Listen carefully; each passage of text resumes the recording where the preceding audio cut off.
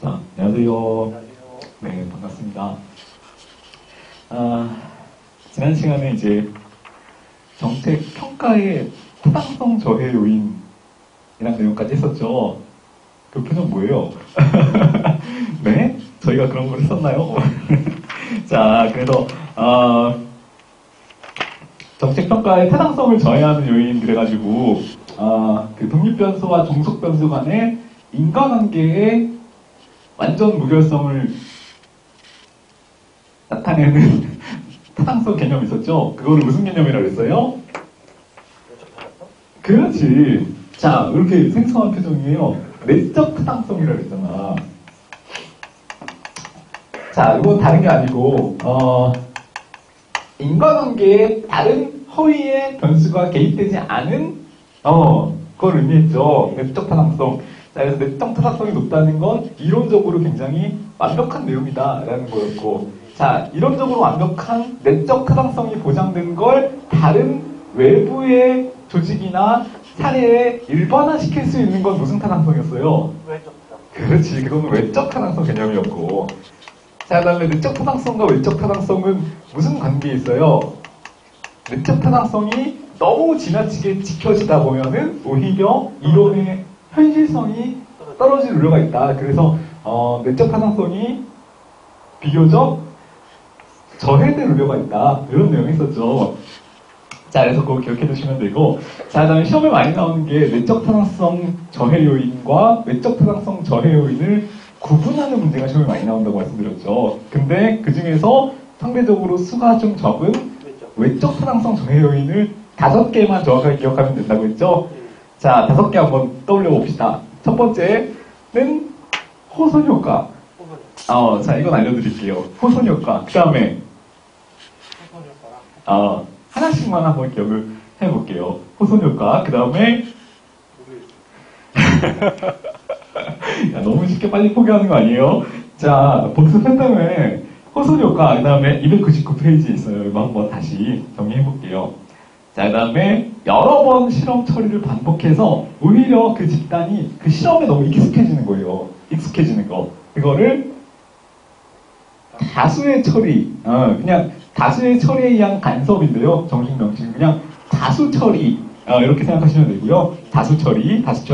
자, 그 다음에 표본에 뭐가 없으면, 대표성이 없으면, 그렇지. 동질성을 있는데 구성할 대표성이 없는 거예요. 그로부터 말미암은 이제 외적 타당성의 저해 현상, 그거를 표본의 대표성 부족이라고 하고요.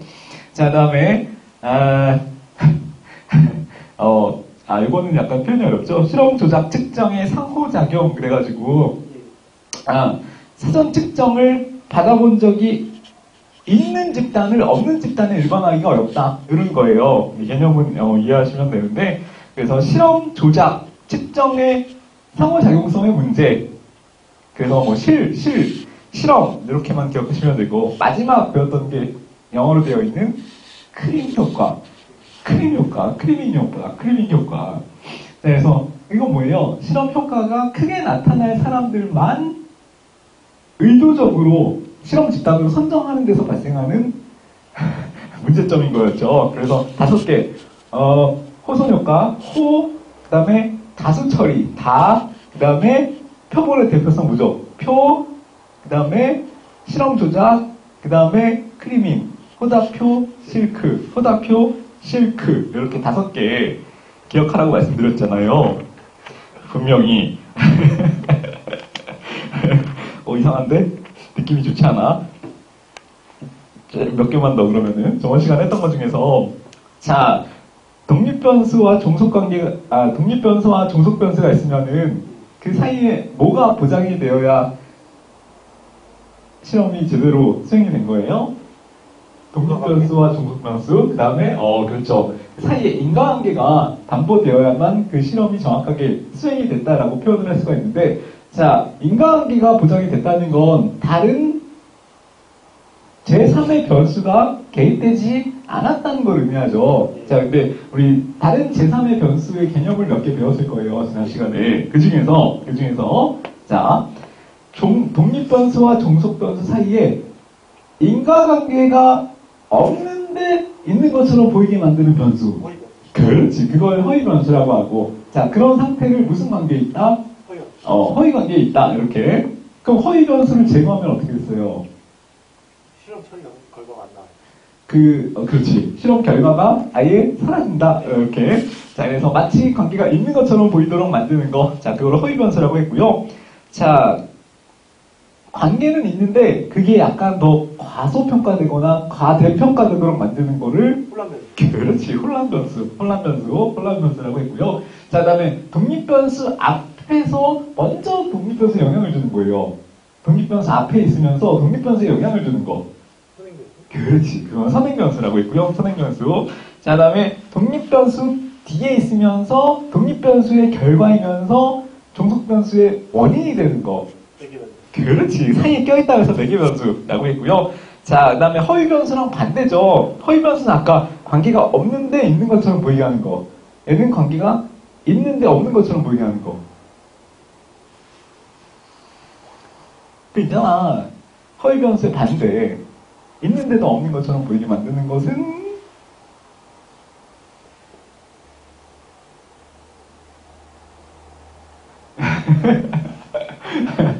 참나. 어이가 없네. 어이가 없네. 그 있잖아요. 우리 시작해. 억제 변수. 억제 변수. 자, 그 다음에 완전히 아예 그냥 정반대로 보이게 하는 거. 그렇지. 그건 왜곡 변수. 그 다음에 추상적 상의 개념을 조금 더 세부적인 개념을 구체화시키는 거죠. 그 추상적인 그렇죠. 구성 변수. 이렇게 해서 총 7개의 변수 개념을 배웠어요. 그래서 그거 잘 기억을 해 놓으셔야 된다고 분명히 말씀드렸고요. 자, 그 다음에 우리 잠깐만 평가의 유형 중에서 평가 시기에 따른 유형 구분이 있었죠. 그 중에서 중간에 평가가 정책이 집행되는 중간에 진행되는 평가 방법을 무슨 평가 방법이라고 했어요? 같은 말로는 도중평가 내지는 진행평가라는 게 있어요. 근데 또 메인 개념이 있었죠. 정책평가? 아니, 정책평가 중에서 과정에 하는 평가가 있고 끝난 다음에 하는 평가가 있었잖아요. 기억나죠? 과정평가. 그러니까 과정평가 같은 표현인데 이거 세 글자짜리 있었잖아요. 땡땡땡 평가. 내가 할게 그냥. 형성적 평가라는 게 있고요. 끝난 다음에 하는 거를 무슨 평가라고 했어요? 사후 평가라고도 하는 총괄적 평가. 자, 다시 형성적 평가, 그 다음에 총괄적 평가. 그거는 평가 시기에 따른 구분이었죠. 평가는 언제 하느냐? 평가 시기에 따른 구분. 자, 이거 기억해 두시고. 자, 그 다음에 우리 나카무라와 스모루드의 정책 집행의 유형 5개 있었죠. 그래서 고지적 재단, 그래서 고전적 기술자형, 그 다음에 지시적 위임가형, 그 다음에 협상가형, 그 다음에 재량적 실험가형, 그 다음에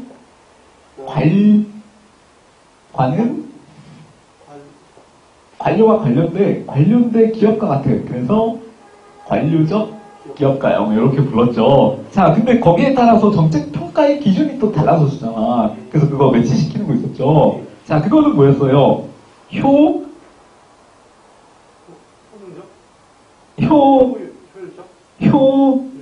효능, 효과성, 능률성. 협상은 뭐예요? 협상을 평가하는 평가의 기준은 주민, 효능, 수체. 그래서 주민 만족도였죠. 주민 만족도. 이거 안 되겠구만. 자, 고지협재관이었고요. 그 다음에 효능, 주수체였잖아요. 그래서 효율성은 뭐 하는 거는 거예요? 그 다음에 이렇게 능률성은 지시적 위임가형, 그 다음에 주민 만족도는 협상가형, 그 다음에 수는 뭐예요? 수? 수용성? 무슨 수용소냐? 수는 무슨 수예요? 수혜자 수잖아. 수혜자 수. 수혜자한테 얼마나 대응을 잘했느냐. 수혜자 대응성. 그 다음에 마지막 체는 시대유지도? 그렇지. 체제유지도. 체제유지도. 그래서 마지막 관료적 기업가형은 체제유지도랑 관련이 있다고 그랬잖아요. 그래서 체제유지도가 얼마나 잘 됐느냐에 따라서 정책 평가를 한다. 관료적 기업가형인 경우에는. 자, 그래서 이거 연관시키는 문제가 중요한 내용이었고요. 뭔가 조금 의욕이 사라지고 있어. 자, 그 다음에 우리 하향식 접근 모형이랑 또 반대되는 개념으로서의 상향식 접근 모형이 있었죠. 자, 그 다음에 그 중에서 이제 상향식 접근 이론을 주장했던 학자들이 몇 개 있었는데, 자, 그 중에서 일선 관료제론을 주장한 학자는 누구였어요?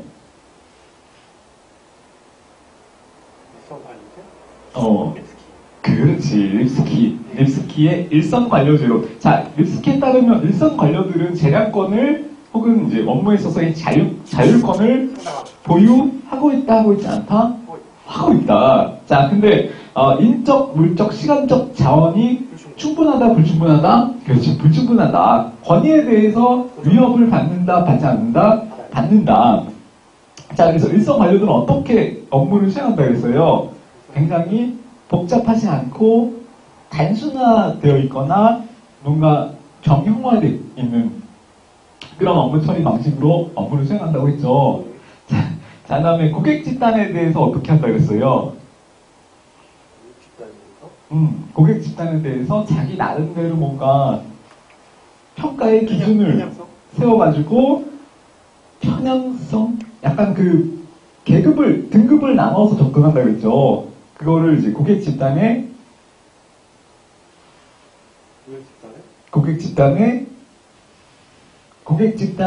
정의를 다시 내린다 그래가지고 고객 집단의 재정의라고 했죠. 그래서 일선 관료들은 주민들을 상대할 때 이 사람들은 긍정하게 대우하지 않는다는 거예요.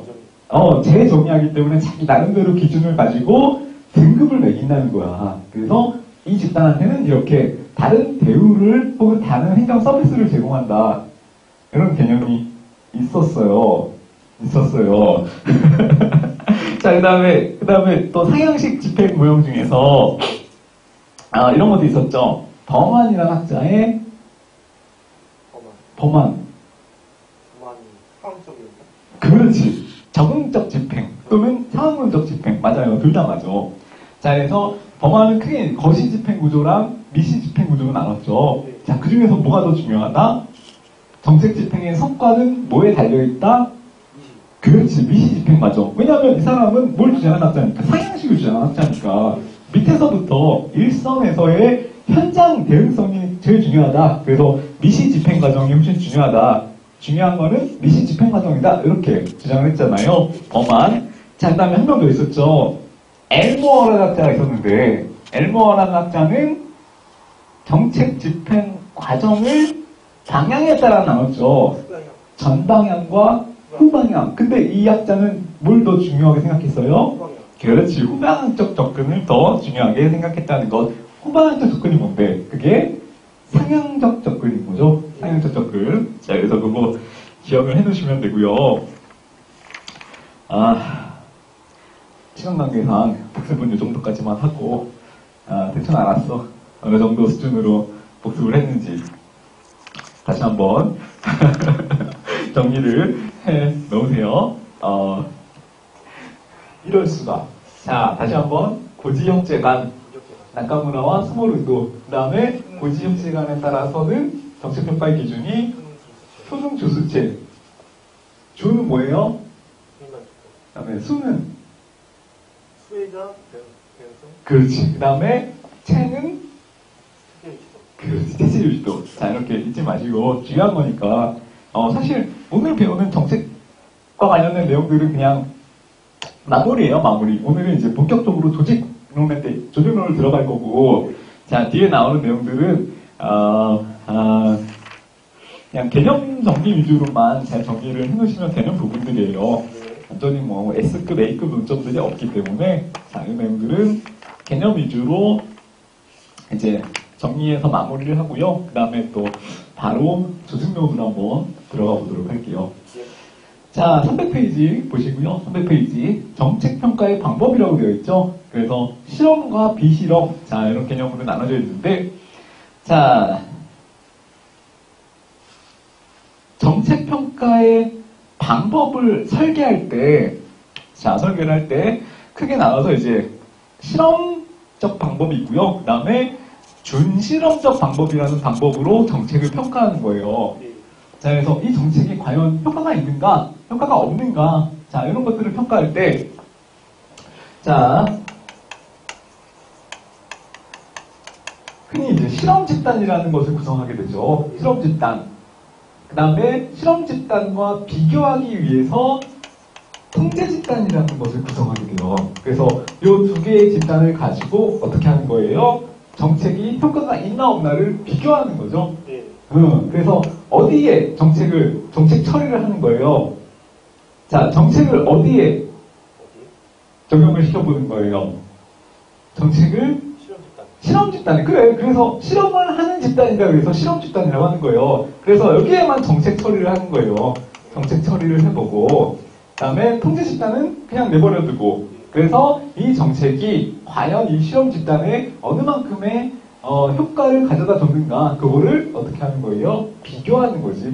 두 집단을 놓고 비교하는 거. 자, 그래서 뭐가 중요하다고 그랬어요? 진짜 이게 효과가 있으려면은 이 집단 간에 동질성이 확보가 돼야 된다. 라는 거였죠. 그래서 동질성이 확보가 안 되면 굳이 실험 집단과 통제 집단을 나눠서 실험을 하는 것이 의미가 없을 수 있다. 이런 정리를 했었잖아요. 자, 그래서 밑에 보시면은, 자, 이게 이제 기본적인 실험적 방법의 기본 맥락인데요. 자, 실험적 방법을, 자, 동질성을 확보를 정확하게 했는가, 하지 못했는가에 따라서 동질성을 완벽하게 확보를 했으면 진짜 실험, 그래서 진실험이라고 하고요. 동질성을 완벽하게 확보를 했으면 무슨 실험? 진실험이라고 하고요. 동질성을 확보하지 못했을 때는 이거는 진짜 실험까지는 아니다. 그냥 실험에 준해서 한 거다. 그래서 준실험이다. 이렇게 표현을 한다는 거예요. 진실험과 준실험. 동질성을 확보한 건 무슨 실험? 진실험. 확보하지 못한 건 준실험. 이렇게. 자, 그래서 그 개념을 가지고 동질성을 확보했는가 하지 못했는가에 따라서 진실험과 준실험으로 나눈다. 그거만 기억하시면 되고. 자, 그럼 먼저 300페이지의 진실험적 방법부터 한번 볼게요. 자, 실험 집단과 통제 집단의 뭐를 확보해서 동질성을 확보해서 행하는 실험적 평가 방법. 자, 이 내용이죠. 자, 동질성을 확보하기 위해서는 어떻게 하는 거예요? 이번에 두 집단의 평가 대상들을 무작위적으로 배정. 그러니까 누가 어디에 들어가는지를 몰라야 동질성이 확보가 되는 거잖아요. 그래서 랜덤 배정식 방법으로 실험 설계를 하는 게 진실험이에요. 그래서 무작위 배정, 랜덤 배정, 동질성을 확보한다. 이 내용이 나오면 진실험적 방법이구나. 이렇게 정리를 하고 계시면 되는 거죠. 자, 그래서 일정한 시간이 지난 다음에 결과 변수상에 나타나는 결과의 차이를 가지고 두 집단을 비교한다. 이거 개념 아시겠죠? 어려운 거 없고요. 자, 그러면은 진실험적 방법이 뭐가 좋냐? 장점은 뭐고 단점이 뭐냐? 이런 내용 한번 볼게요. 자, 동질성이 확보되면 당연히 독립변수와 종속변수 간의 인과관계의 순수성이 보장이 되겠죠. 그러니까 뭐가 높은 거예요? 내적 타당성? 그렇지. 내적 타당성이 높은 거예요. 동질성이 확보가 되면, 자, 이 독립변수와 종속변수 간의 인과관계가 얼마나 명확한가를 확실하게 알 수가 있어요. 그래서 내적 타당성은 높아지는 거예요. 근데 내적 타당성이 높아지면 상대적으로 뭐를 낮아질 수 있다? 외적 타당성은 오히려 낮아질 수 있다. 라는 내용이 있었죠. 그래서 외적 타당성과 그 옆에 실험의 실현 가능성은 낮다. 실험의 실현 가능성은 왜 낮아요? 진실험은 통제하기가 힘들어서? 뭐를? 통제 집단? 그렇지. 완벽하게 동질성을 확보하기가 굉장히 까다로운 측면이 있어요. 자, 그래서 완벽하게 실험을 통제하기 위해서 시간과 노력 같은 것들이 굉장히 많이 들기 때문에 오히려 실험에 따르는 비용이나 실험 가능성은 오히려 비용은 높아지고 실험 가능성은 낮아질 수 있다. 이렇게 기억을 하시면 된다는 거예요. 자, 그래서 장점 보시면은 동질성을 확보하여 진행하는 실험이기 때문에 다른 효과의 영향력을 줄어든 거예요. 지난번에 내적 타당성을 저해야 하는 요인들 몇 개 있었잖아요. 자, 내적 타당성을 저해야 하는 요인 3가지만 기억해 봅시다.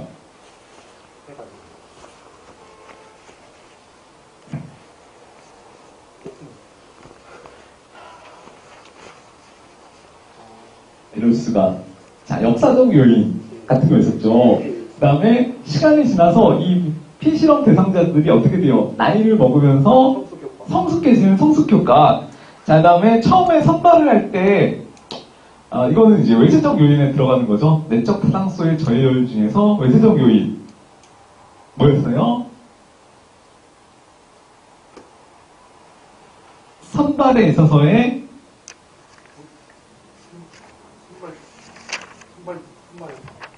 그렇지. 선발 요소. 요즘 선정 요인 요거죠.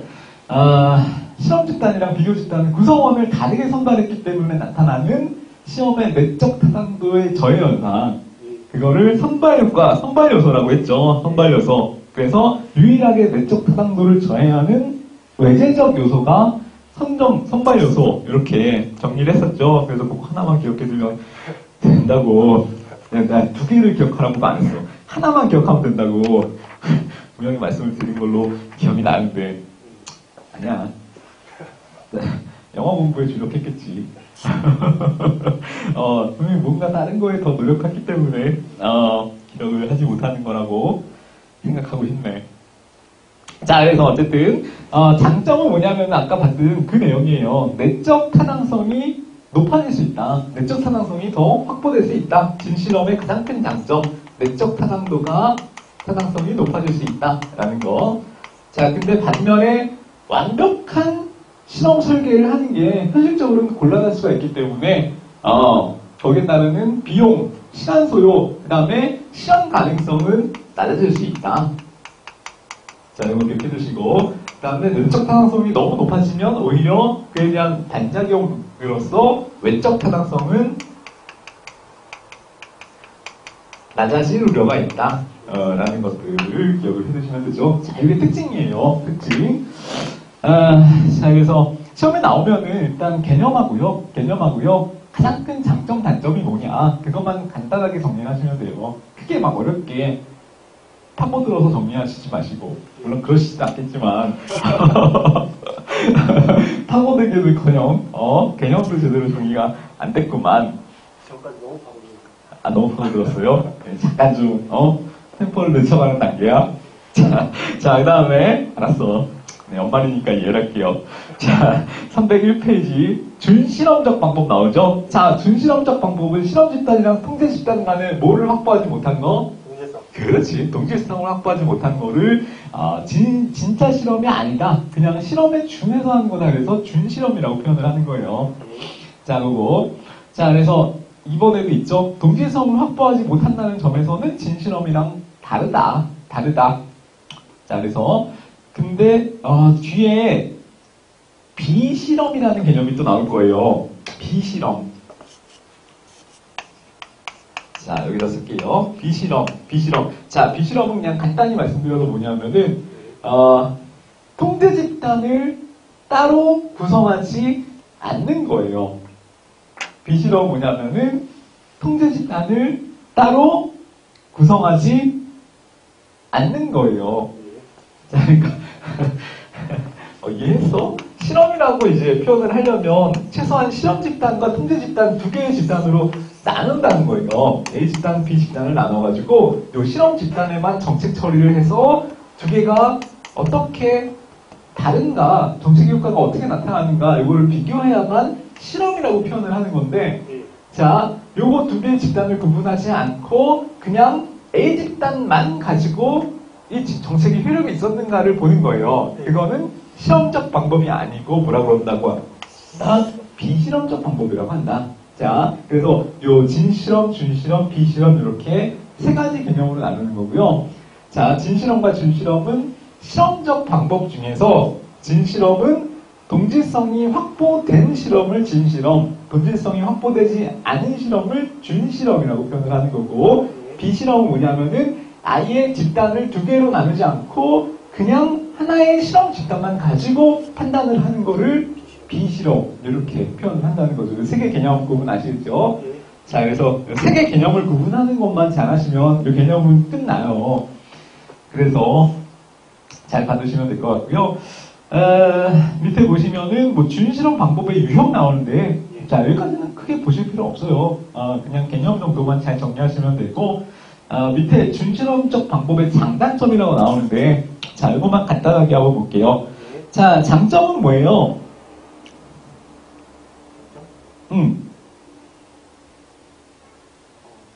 자, 실험 가능성이 높다.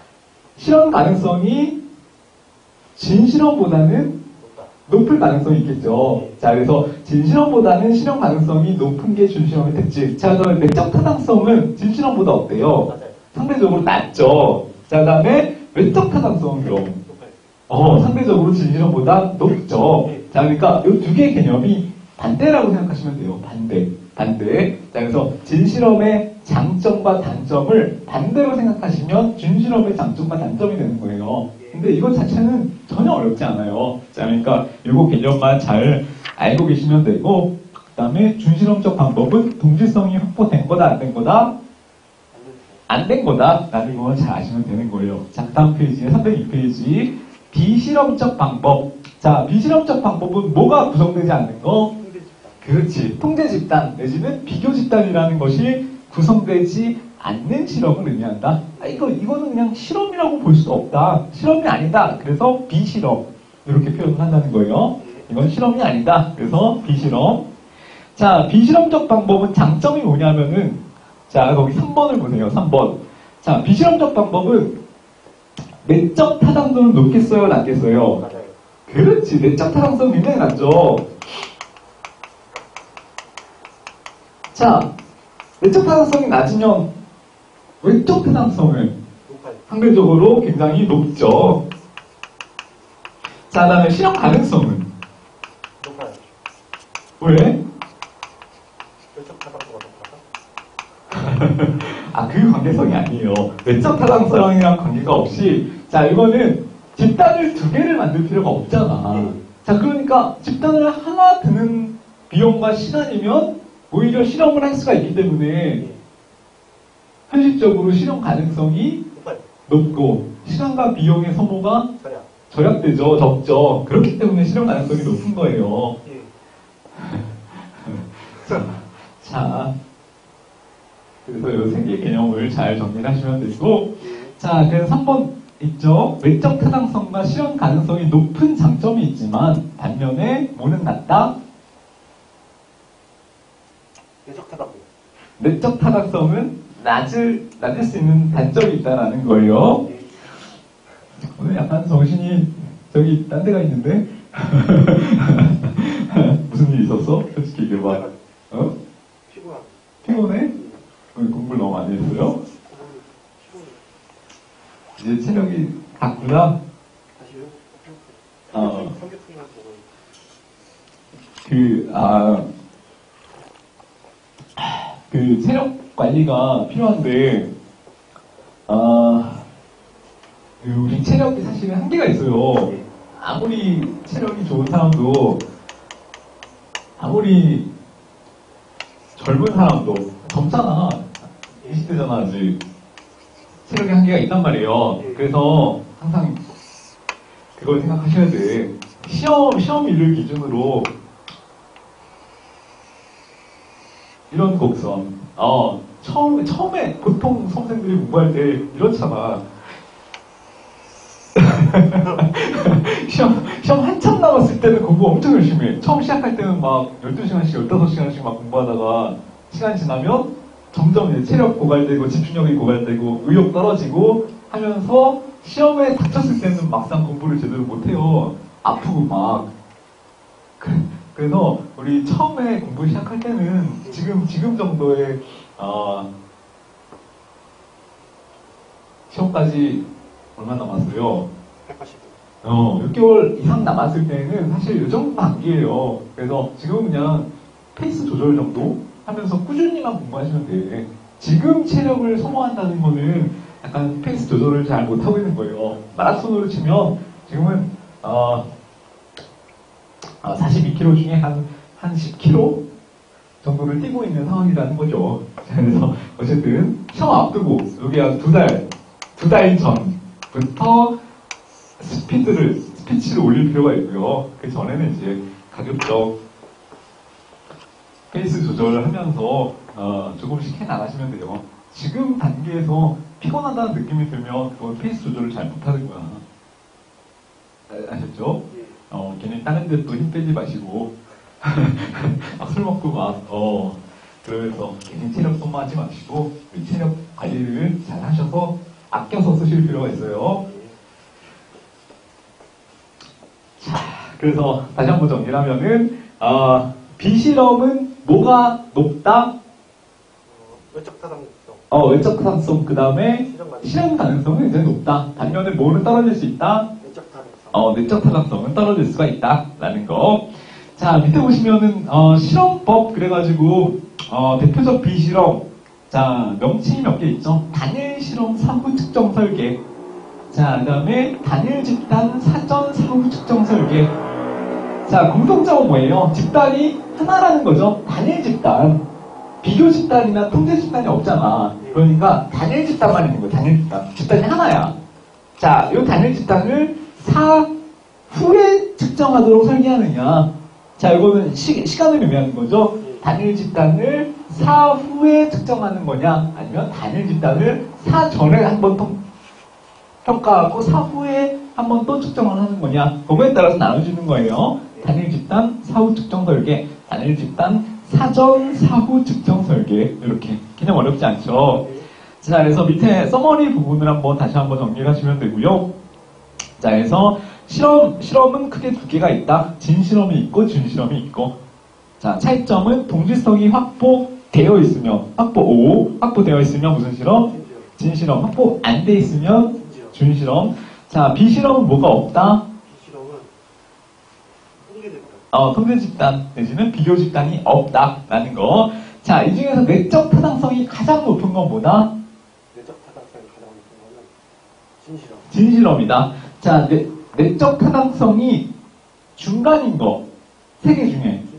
준실험. 그다음에 내적 타당성이 가장 낮은 건 비실험. 맞죠? 그쵸? 비실험이 맞죠? 자, 그 다음에 실험 가능성이 가장 낮은 거.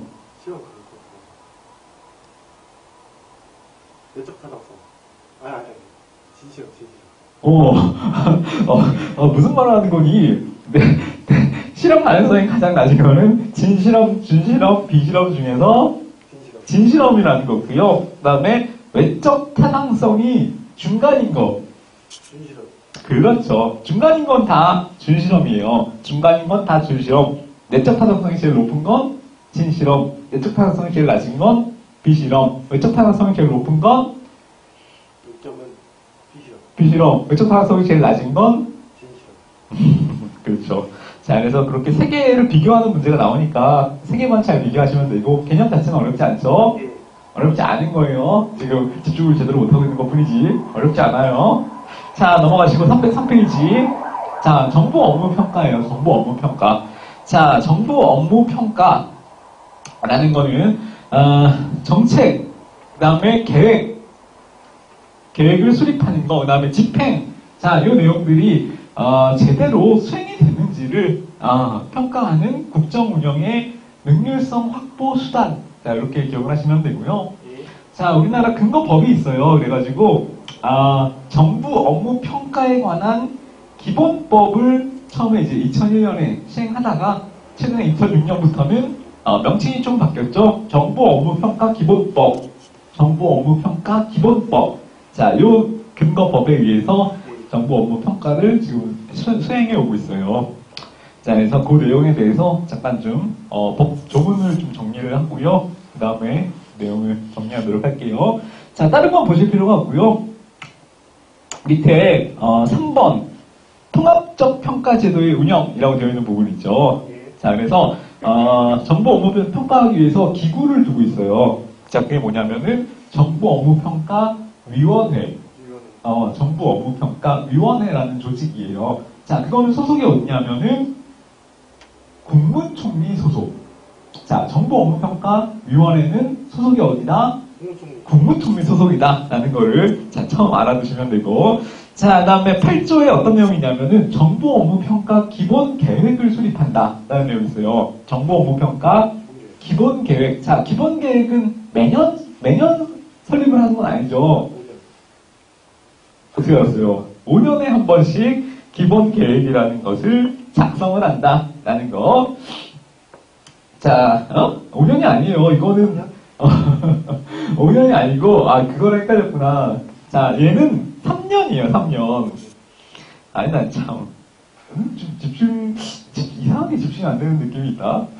괜찮아. 다시 한번 빡세게 수업을 끌고 가보겠어. 자, 그래서 정부 기본 업무평가 계획은 8조에 3년마다, 거기 3년에 체크를 해두시고요. 이거 잘 보세요. 3년마다 계획의 타당성을 검토해서 수정 보완한다. 자, 이렇게 되어 있죠. 자, 밑에 보시면은, 자, 기본 계획이 있으면 뭐가 필요해요? 그치, 시행계획. 구체적인 이제 시행을 놓고 거기에 대한 계획을 짜야 되는데, 자, 보통 시행계획은 얼마에 한 번씩 만드는 게 보통 일반적이에요. 그렇지, 1년. 그래서 거기 국무총리는 주체도 받으실 필요가 있어요. 국무총리는 기본 계획에 기초해서 매년 연도별 시행 계획을 수립하고 얘를 평가 대상 기관에 통지함. 자, 그래서 시행 계획은 누가 수립한다? 국무총리가 한다. 언제 한 번씩 한다? 그건 기본 계획이고요. 시행 계획은 매년, 기본 계획은 3년에 한 번씩. 기본 계획은 누가 수립한다? 국무총리가 수립한다라는 거. 정부평가위원회는 어디에 두고 있다? 그렇지, 국무총리 소속하에 두고 있다라는 거 기억을 해두시면 되죠. 자, 넘어가시고. 자, 그다음에 그러면 정부업무평가기본위원회는 어떻게 구성이 되어 있느냐? 그거예요. 거기 위에. 자, 위원장 2명이에요. 위원장 몇 명? 2명. 그 다음에 위원은 총 15인 내외의 위원으로 구성. 위원장 2명, 위원은 15명 내외의 위원으로 구성. 자, 그 다음에, 밑에 임기는 그냥 한번 봐주세요. 임기는 2년이고, 한 번 연임할 수 있다. 임기는 2년, 한 번 연임할 수 있다. 라는 거 기억해 두시고. 자, 밑에 2번 보시면은 자체 평가 중심으로 자율적 평가 역량을 강화한다. 그러니까 평가의 중심은 스스로 알아서 하게끔 하는 거예요. 그래서 기본은 자체 평가가 중심이 돼야 되는 거예요. 자, 중심은 뭐다? 자체 평가가 중심. 스스로 자율적으로 평가하는 거라는 거예요. 자, 그래서 중앙행정기관장, 그다음에 지방자치단체장, 자, 매년 시행 계획을 토대로 해가지고, 자, 이것도 포인트예요. 민간위원이 3분의 2 이상으로 구성된. 자, 민간위원이 얼마 이상? 3분의 2 이상으로 구성된, 자체평가위원회를 통해서 자체평가를 실시하는 것이 원칙이다. 자, 그러니까 원칙은 자율적으로 실시를 하는 거고요. 그 다음에 위원회를 구성하는데 민간위원회 구성 부분이 어떻게, 얼마 이상? 3분의 2 이상 되어야 된다라는 거를 기억하시면 되고. 자, 밑에 보시면은 뭐 성과관리 구현 그래가지고 각종 원칙들이 있는데 이거는 그냥 읽어보시면 되고요. 밑에 평가 환류 그래가지고 전자통합평가체계라는 게 있어요. 자, 전자평가통합체계. 자, 이거는 이제 평가하고 환류하기 위한 목적으로 만드는 건데요. 자, 이것도 역시 주체가 누군지를 잘 봐두세요. 전자통합평가체계의 주체는 누굴 것 같아요? 국무총리. 그렇지. 국무총리예요. 국무총리. 자, 그래서 국무총리가 주체가 중요해요. 시험에 항상 주체를 많이 바꿔. 국무총리가 정부 업무 평가를 통합적으로 수행하기 위해서 전자통합체계를 구축한다. 라는 내용. 자, 이거 잘 봐두시고요. 밑에 보시면은 평가 결과를 예산이나 인사 등에 연계해서 반영할 수 있다라는 거예요. 자, 이거는 성과에 대해서 책임성을 어떻게 하는 거예요? 강화. 그렇지, 강화하는 거죠. 책임성을 강조하는 것. 자, 그래서 예산 인사에 연계해서 반영할 수 있다. 이 내용을 규정을 하고 있고, 그 다음에 평가 결과에 대해서 보상할 수 있도록 하는 내용도 30조에 규정을 하고 있죠. 자, 그래서 이거 봐두시고. 자, 그 다음 페이지에 보시면은, 자체평가가 중심이 돼야 된다라는 내용을 규정을 하고 있어요. 그래서 원칙적으로는 자체평가 중심, 원칙적으로는 자체평가 중심. 그 다음에 밑에 2번에 보시면은, 자, 재평가 제도도 두고 있어요. 재평가. 자, 그래서 여기 굵은 글씨 있죠? 자, 누가? 국무총리는, 자, 자체평가를 했더니 이 평가 자체가 결과에 있어서의 뭐 신뢰성이나 공정성이 좀 없다라고 판단이 될 때가 있을 수 있잖아요. 그때는 다시 평가를 하라고 재평가를 할 수 있도록 규정을 하고 있어요. 자, 이거는 누가 국무총리. 실시하는 거냐면은 그렇지. 평가의 가장 최상위 권한자인 국무총리가 재평가를 하는 거고요.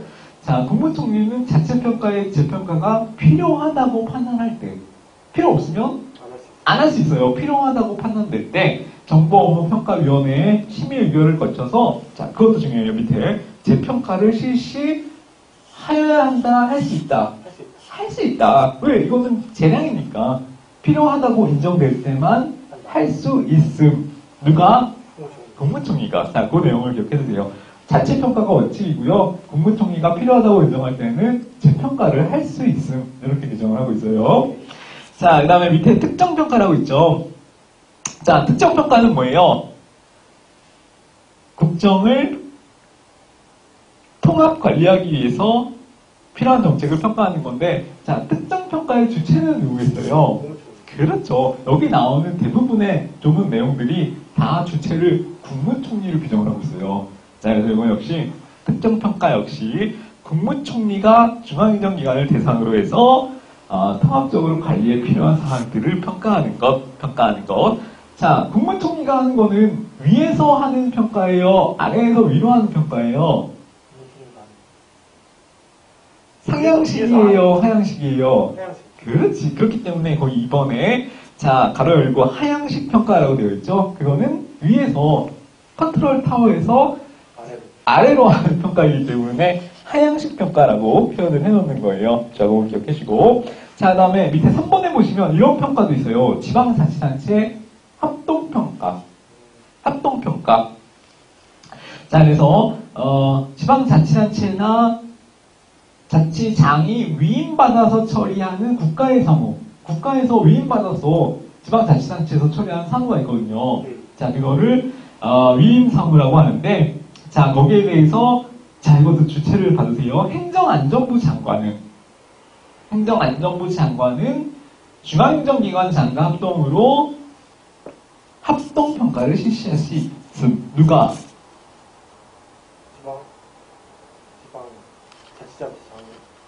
행정안전부 장관은 중앙행정기관 장과 합동으로 합동평가를 실시할 수 있다. 행정안전부 장관이 누구랑 중앙행정기관의 장과 합동으로 하는 게 무슨 평가? 합동평가. 자, 이 개념 익혀두시고. 자, 그 다음에 다음 페이지에 공공기관 평가도 있어요. 공공기관 평가. 자, 그 굵은 글씨 있죠? 공공기관은 평가할 때는 어디에서 평가하는 것이 원칙이다? 그렇지. 외부 기관에서 평가하는 것이 원칙이다. 자, 공공기관 말고 아까 중앙행정기관장이나 지방자치단체장은 어디에서 평가하는 게 원칙이었어요? 행정안전부? 자율적으로 평가하는 게 원칙이었죠? 자율적으로 평가하는 것이 원칙이었고. 자, 자율적으로 평가하는 건 뭐예요? 외부 아니고 내부에서 평가한다는 의미잖아요. 자, 근데 공공기관에 대한 평가는 어디서 한다? 외부에서 한다. 그래서 외부 기관에서 평가를 실시하도록 되어 있다. 구체적으로는 이제 기획재정부에서 하는 거예요. 기획재정부. 자, 외부에서 한다라는 거를 기억해 두시고, 공공기관을 빼고 나머지 중앙행정기관장이나 지방자치단체장은 어디서 한다? 내부에서 자체적으로 한다. 네. 라는 거 기억해 두시고. 자, 그래서 우리, 정부 업무평가 기본법 내용 정리를 했고요. 자, 요 아까 봤던 내용들만 그 주체하고요. 그 다음에 기본계획, 그 다음에 시행계획을 몇 년에 한 번씩 하는지, 자, 그 내용을 위주로 잘 기억을 해 두시면 되고, 정부 업무평가 기본계획은 몇 년에 한 번씩 수행한다? 3년에 한 번씩. 자, 누가 주체가 되어서? 국무총리가 주체가 되어서. 그 다음에 시행계획은 몇 년에 한 번씩? 매년. 매년. 그 다음에 주체는 누구? 국무총리. 국무총리. 자, 그래서 그 내용들 위주로 기억을 해두시면 돼요. 자, 다음 페이지 307페이지 지표의 유형은 그냥 크게 중요하지 않으니까 넘어가셔도 되고요. 궁금하시면 그냥 한번 읽어보셔도 되고. 자, 309페이지 펴주시고요. 309페이지에 자, 정책 변동 개념이 나와요. 정책 변동. 자, 이거는 2번에 정책 변동의 유형만 잘 기억을 해주시면 돼요. 우리 지난번에 그거 배웠죠. 정부 목표의 승계라는 개념을 배웠잖아요. 자, 그거는 약간 비슷해요. 그래서 정책 변동의 유형이 크게 나눠서 이렇게 4가지로 정리가 되어 있는데요. 자, 이건 뭐 호그드와 피터스의 유형이라고 하는데 학자는 중요하지 않아요. 그래서 이 개념만 잘 기억하시면 되고, 자, 첫 번째 나오는 게 정책 혁신이에요. 혁신. 정책 혁신. 정책 뭐? 혁신. 자, 이거는 자 개념 보시면은 완전히 새로운 정책을 채택하는 걸 의미한다.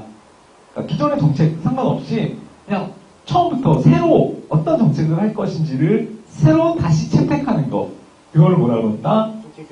정책 혁신. 그래서 새로 채택되는 정책을 얘기하는 거기 때문에 조직, 그다음에 법, 그다음에 예산 이런 것들을 어떻게 해야 돼요? 새로 만들고 새로 따와야지. 예. 자, 그래서 이거는 무에서 유를 창조하는 정책. 그래서 정책 혁신 이렇게 표현을 하는 거예요. 정책 혁신. 자, 그다음에 두 번째는 뭐예요? 자, 정책 유지라는 거는 완전히 새롭게 시작한다는 개념은 아니죠. 예.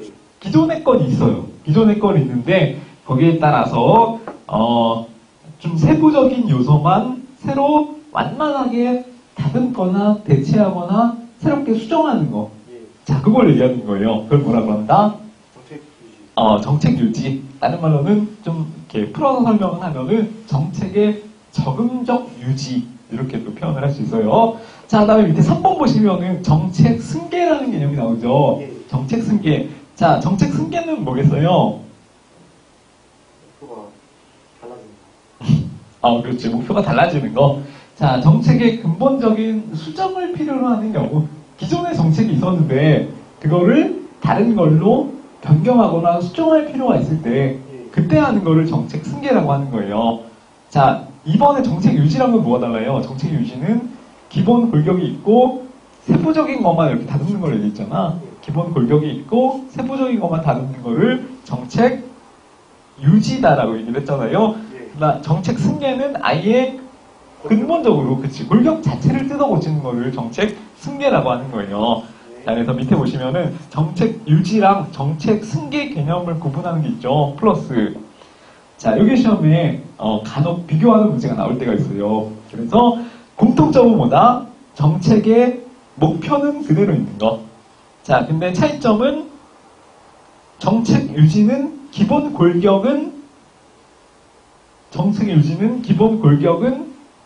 그대로 있다. 정책 승계는 골격 자체를 그렇지 뜯어 고친다. 근본적으로 수정한다. 대체한다. 이런 개념이 성립하는 거예요. 자, 그 다음에 마지막 정책 종결. 자, 종결은 뭐겠어요? 정책 자체가 없어지는 거. 있던 정책이 사라지는 거. 그래서 정책 목표가 이미 달성돼서 소멸하였거나 아예 달성이 불가능하기 때문에 완전히 그냥 기존 정책을 소멸시켜 버리는 거. 그거를 뭐라고 그런다? 정책 종결이라고 부른다. 자, 4개 개념 배웠죠? 뭐뭐 있었어요?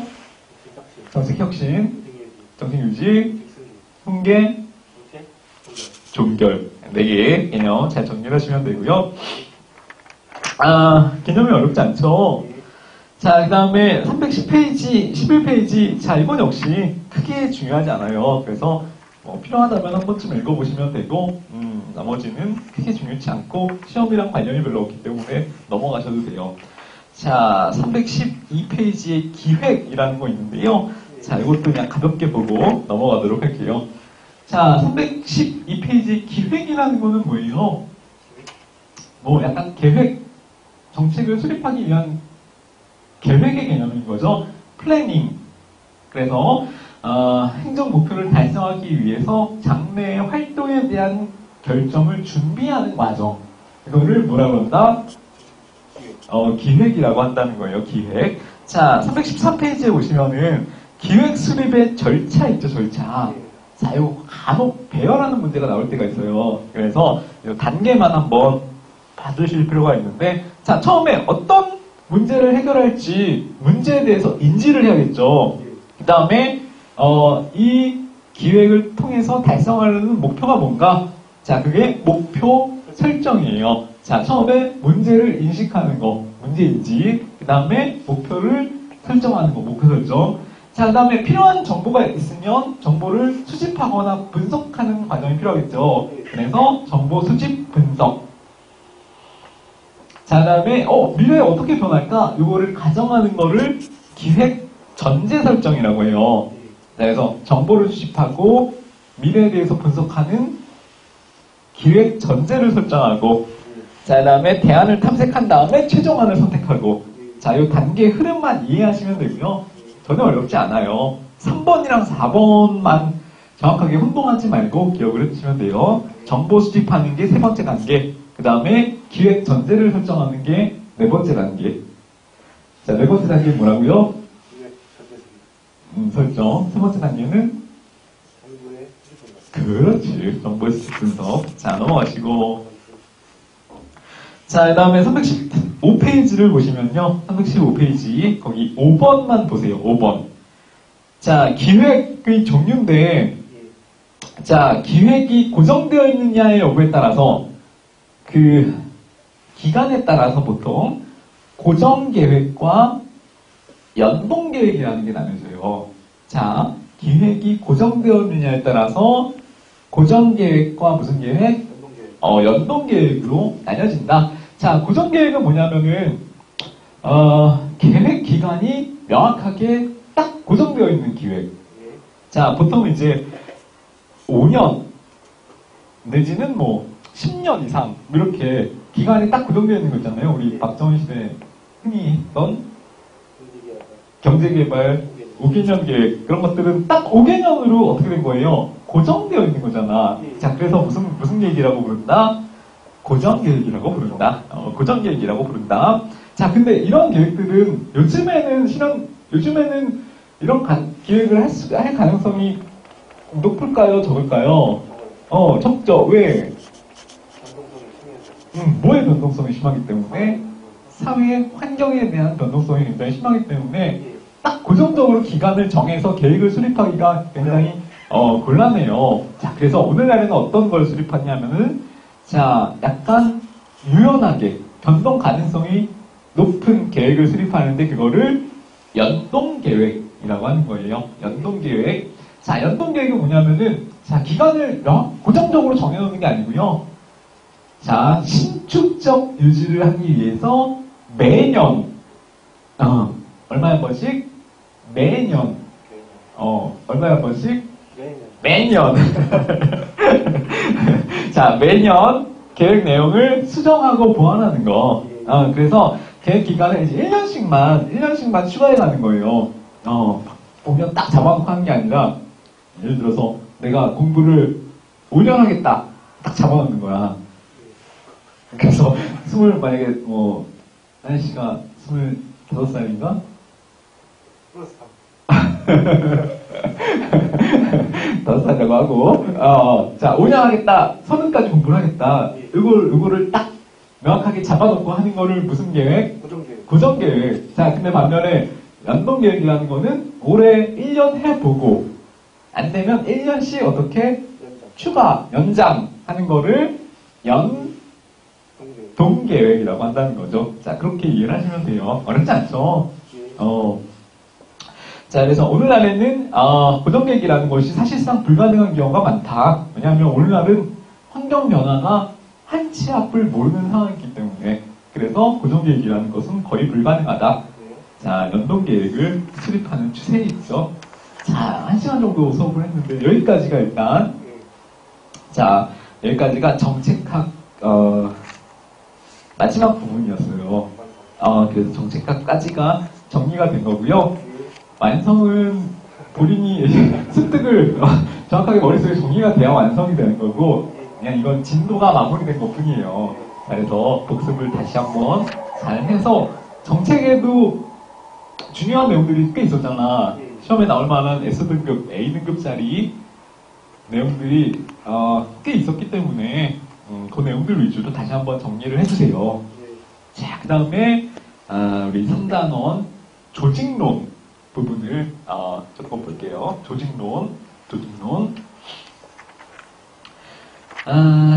자, 조직론의 거기 우리 몇 페이지예요? 317페이지. 페이지 수는 나와 있지 않지만 표를 보시면요. 중요한 논점들이 있죠. 그래서 조직의 기초이론 중에서 기본 조직 모형이라든지 아니면은 기본 조직 구조 내지는 이제 조직 관리와 관련된 각종 이론들이 있어요. 내용 이론이니 과정 이론이니 무슨 동기부여 이론이니 하는 것들이 있기 때문에 자, 그런 내용들이 중요하고요. 네, 그런 내용들 위주로 정리를 하시면 돼요.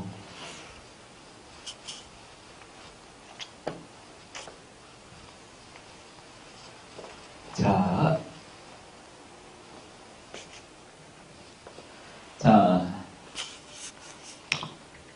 옛날에는 우리 조직을 둘러싼 환경이 어땠어요? 굉장히 단순하고, 그 다음에, 변동의 폭은 작고, 그 다음에 굉장히 안정적인 환경이 있었죠. 근데 오늘날에는 복잡하고, 다양하고, 동태적이고,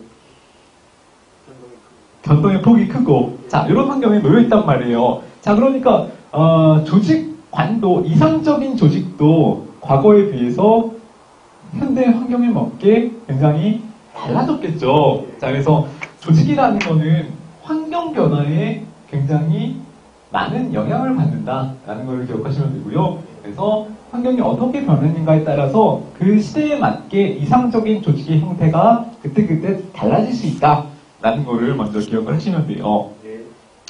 자, 그래서 우리 319페이지를 보시면 자, 기초 개념으로서 이제 조직 개념이 나오는데요.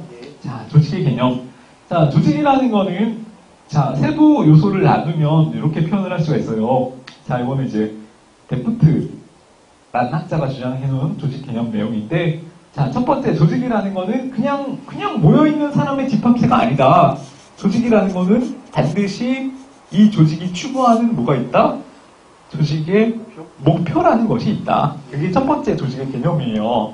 자, 조직의 목표를 추구하기 위해서 의도적으로 만들어 놓은 사람의 집합체, 그거를 조직이라고 하는 거예요. 자, 그 다음에 조직은 경계가 있어요, 없어요? 조직은 경계가 있다. 그래서 일정한 경계를 갖고 있는 것이 조직의 개념이고요.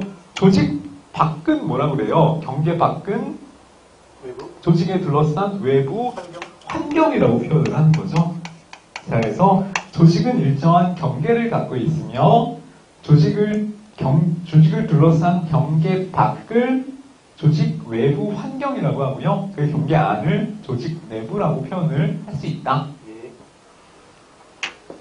자, 그 다음에 체계화된 구조와 구성원들이 서로 상호작용을 함으로써 외부 환경에 차츰 적응을 해 나가는 것. 자, 이게 다 조직이라는 개념 요소인 거예요. 자, 그래서 조직이라는 개념 요소는 굉장히 세분화될 수 있는 내용이에요. 그래서 조직의 개념 이렇게 5가지 세부 개념으로 나눌 수가 있고요. 자, 다음 페이지 넘어가시고 321페이지를 보세요. 321페이지. 자, 여기 서머리 부분의 가운데 부분에 조직 이론의 비교라고 되어 있죠. 조직 이론의 비교. 자, 그래서 이거는 이 왈도라는 학자가 주장을 한, 자, 조직을 시대에 따라서 구분을 한 거예요. 조직을 뭐에 따라서? 시대에 따라서 구분을 한 것. 자, 제일 처음에 이제 등장한 조직이 고전적 조직 형태. 고전적 조직 형태. 고전적 조직.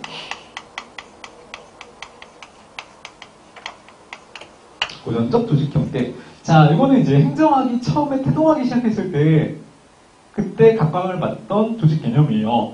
자, 그러니까 시기적으로는 언제예요? 1880년대.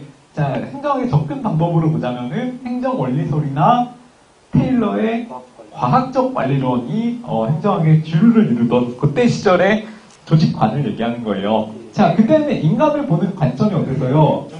경제인으로 봤죠. 인간은 굉장히 합리적이다. 그 다음에 체계적으로 사고하며 이해 타산에 따라서 움직이는 경제인, 합리적인 인간관. 자, 그걸 전제로 설계된 조직 이론이 고전적 조직 이론이에요. 고전적 조직 이론. 자, 이거는 추구하는 조직의 이념이 그때 당시에는 뭐였어요?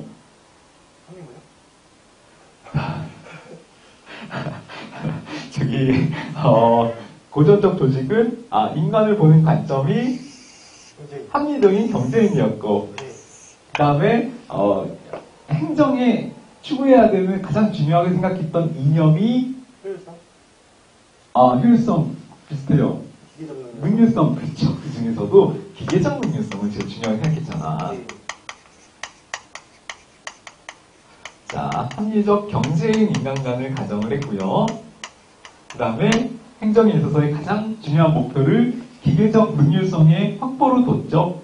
자, 그 다음에 이때는 연구의 초점이 뭐였냐면은, 자, 공식적인 구조나 조직만을 연구의 대상으로 한 거예요. 그러니까 조직 안에서도 공식 조직에 대한 연구만 연구의 초점으로 삼았던 거예요.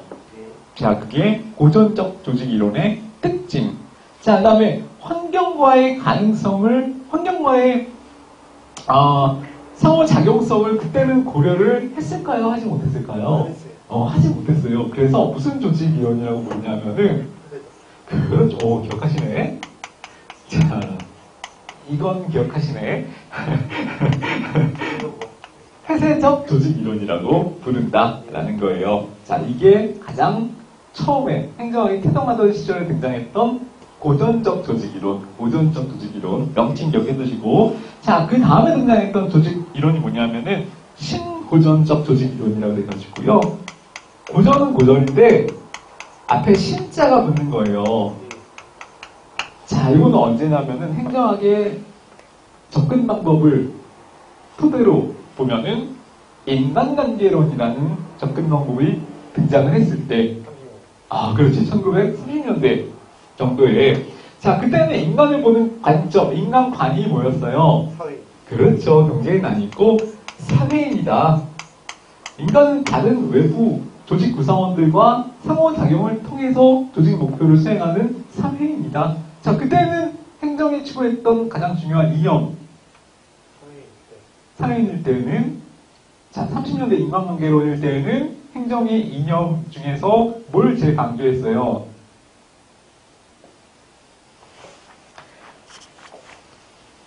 자, 사회적 능률성을 강조했죠. 기계적 능률성에서 이제는 능률성은 능률성인데, 인간은 사회인으로 보는 관점을 반영한 능률성, 사회적 능률성을 중요하게 생각해야 된다라는, 자, 그래서 그 다음에, 자, 조직을 연구할 때도 공식적인 조직이 아니라, 그렇지, 비공식적인 조직을 함께 연구해야 된다라고 접근을 한 게 바로 신고전 조직 이론의 특징이었잖아요. 자, 이때 당시 환경과의 관련성은 어떻게 생각했어요? 환경과의 관련성을 고려하지 않았죠. 그래서 이때까지만 해도 굉장히 폐쇄적인 조직 이론이었어요. 자, 그래서 여기 키워드만 기억하시면 돼요. 고전, 신고전 나눌 수가 있는데, 고전은 과학적 관리론이 기승을 부리던 1880년대 후반, 그 다음에 인간을 보는 관점이 경제인, 그 다음에 가장 중요하게 생각했던 행정 이념은 기계적 능률성. 그 다음에 조직을 연구할 때도 공식적인 조직만 가지고 연구를 했다. 환경과의 관련성을 고려하지 않았기 때문에 폐쇄적 이론, 신고전 조직 이론, 인간을 보는 관점이 사회인. 그 다음에 행정의 이념 중에서 제일 중요하게 생각했던 게 사회적 능률성. 그 다음에 조직을 연구할 때 공식적 조직뿐만 아니라 비공식적 조직에 대해서도 연구를 했다. 환경과의 관련성을 그때도 고려하지는 않았기 때문에 폐쇄적 조직 이론이었다라는 거. 자, 근데 현대적 이론은 뭐냐면은 현대적 이론. 자, 인간을 보는 관점이 뭐냐면은 약간 특이해요. 인간은 한마디로 정의할 수 없다. 굉장히 어떤 존재다? 복잡한 존재다. 그래서 우리 명칭 기억해 두시고 조직론 할 때 많이 나오는 명칭이에요. 복잡인.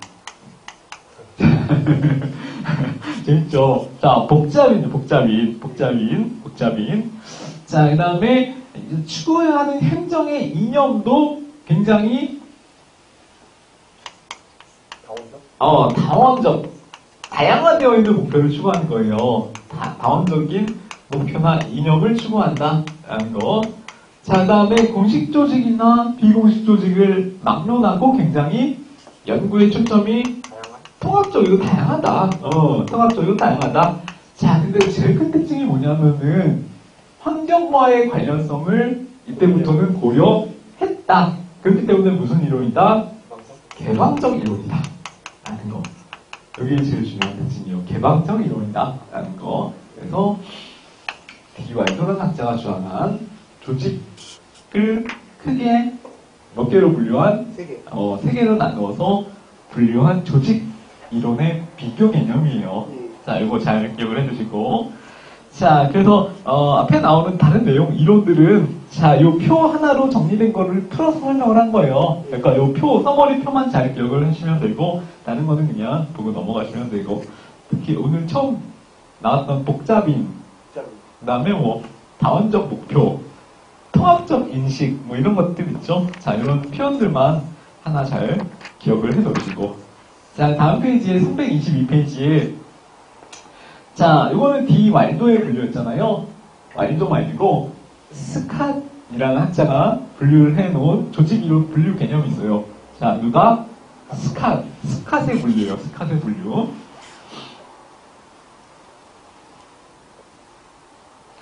자, 거기 오시면은 이제, 연구의 초점이 두 개예요. 그래서 조직이 폐쇄적이냐, 아니면 개방적이냐. 그 다음에 조직 구성원들의 활동 방식이 합리적이냐, 비합리적이냐. 여기는 이제 자연적이라고 표현이 되어 있죠. 그거는 이제 합리의 반대예요. 비합리적이다. 이렇게 생각하시면 돼요. 그래서 조직이 폐쇄적이냐, 개방적이냐. 그 다음에 조직 구성원들의 행태가 합리적이냐, 자연적이냐, 내지 비합리적이냐에 따라서 이렇게 4개를 나눈 건데, 명칭을 되게 단순하게 이름을 만들지 않고 그냥 이렇게 표현을 했어요. 폐쇄 합리적 이론. 근데 이게 편하잖아요. 정리하니까. 폐쇄 자연적 이론. 그 다음에 개방 합리적 이론. 개방 자연적 이론. 이렇게 4개로 그냥 구분을 한 거야. 그래서, 자, 요거를 보시면 되고요. 자, 근데 요거는 밑에 2번에 발달 순서가 있다. 맨 처음에 나오는 게 뭐다? 폐쇄 합리.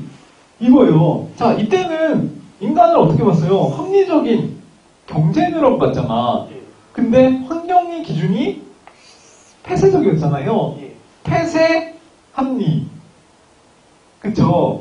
폐쇄 합리. 폐쇄 합리예요. 폐쇄 합리.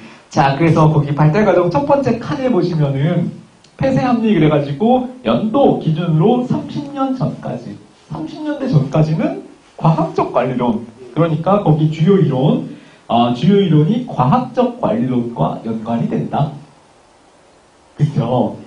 자, 그 다음에 단점은 뭐예요? 환경 무시. 환경 무시니까 어떤 이론? 폐쇄적 이론. 폐쇄 합리였잖아. 폐쇄 합리. 그 다음에 비공식적 측면을 그러니까 무시. 그렇지. 환경 무시, 비공식 무시. 그리고 폐쇄 합리. 제일 처음에, 제일 발달 순서가 있어. 스캇은 발달 순서가 있는데 첫 번째 등장했던 게 폐쇄 합리, 폐쇄 합리. 자, 그 다음에 두 번째는 뭐냐면은 폐쇄 자연. 그쵸. 폐쇄 자연. 폐쇄 자연. 자연은 다른 말로 비합리죠. 폐쇄 자연. 폐쇄 비합리예요. 자, 그게 이제 두 번째로 등장을 하는데, 요거는 이제 연도로 보면은 30년에서 60년대까지예요. 자, 그래서, 자, 이거는 이제 인간관계론. 그 다음에, 요 말도의 분류에 따르면은, 신고전적 조직 이론이랑 연관이 되는 내용이에요. 폐쇄 자연. 폐쇄 자연. 폐쇄 자연. 자, 그러면 폐쇄 이론 다 나왔으니까 뭐가 나오겠어요? 개방 이론 나오겠죠. 자, 세 번째 나오는 게 개방 합리. 그렇지. 개방 합리예요. 개방 합리. 자, 거기에 세 번째. 자, 여기에 시험에 나오면은 요 순서가 제일 많이 나오는데 순서 전혀 어렵지 않잖아요. 첫 번째 뭐? 폐쇄 합리. 두 번째 폐쇄 자연. 그 다음에 개방 합리. 개방 자연. 이 순서만 잘 기억하시면 돼요. 자, 그래서 세 번째는 개방 합리고요. 60년, 70년대. 1960년대 미국에는 무슨 일, 그만할까? 그렇죠. 자, 그때 등장했던 거. 근데 그때는 환경과의 관련성을 인정을 했어요. 개방적 이론이었는데 굉장히 이제 합리적인 인간관을 갖고 접근을 했다는 거예요. 자, 그래서 이거는 체제 이론이랑 관련이 된 거. 60년대, 70년대 기억하시면 돼요. 체제 이론, 생태 이론, 신행정학, 이때겠죠. 자, 그 다음에 마지막은 개방자연이다. 그래서 1970년대 이후. 자, 그래서 환경과의 중요성을 강조. 자, 근데 조직 구성원들은 합리적으로만 생각하는 게 아니고 비합리적 또는 이렇게 약간 뒤죽박죽적인 사고방식을 한다. 그래서 이거는 쓰레기통 모형 이런 것들과 관련이 있는 거예요. 약간 무질성, 약간 비합리성, 포스트 모더니즘, 현상학 이런 거랑 다 관련이 있는 내용들이 이상한 거, 약간 복잡인 자, 그 내용들을 갖고 있는 게 개방 자연. 그래서 이게 맨 마지막. 자, 다시 한번 이거 순서만 정해봅시다. 첫 번째 폐쇄 합리, 폐쇄 자연, 개방 합리, 개방 자연. 누구의 분류? 이게 왈도의 분류고요. 이거는 누구의? 스캇의 분류예요. 스캇의 분류. 왈도 스캇 두 개밖에 안 했어. 왈도 스캇 4개. 순서 기억할 것. 그 다음에 만약에 왈도와의 관련성 이 시험에 나오면은 첫 번째 폐쇄 합리가 뭐다? 고전적 조직. 그 다음에 폐쇄 자연은 신고적 조직. 그 다음에 나머지 2개는 현대 이론이에요. 그러니까 현대 이론에 2개가 다 들어가는 거야. 개방 합리랑 개방 자연이랑 2개 이렇게 같이 매치시키는 것도 나올 수 있으니까 그것도 기억해 두시고 자, 여기까지 하고 잠깐 쉬었다가 본격적으로 이제 조직 구조 모형부터 정리하도록 할게요.